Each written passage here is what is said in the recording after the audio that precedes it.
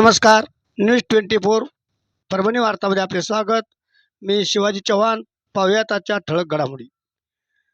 दिनांक 1 जून रोजी अचानक विजांच्या कडकडाटासह सोसाट्याचा वारा सुटला व सौम्य असा पाऊस पडला.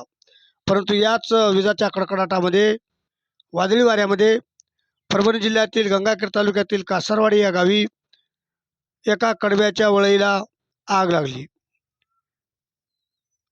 या आगीमध्ये जवळपास 70 ते 80 हजार रुपये त्या शेतकऱ्याचे नुकसान झाले असावे.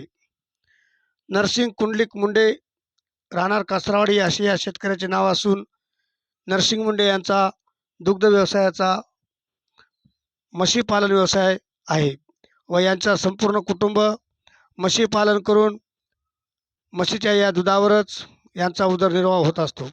मात्र अचानक या नैसर्गिक संकटामुळे त्यांच्यावर व त्यांच्या पशुपालनावर उपासमारीची वेळ येते काय अशी गावकऱ्यामध्ये चर्चा होऊ लागली.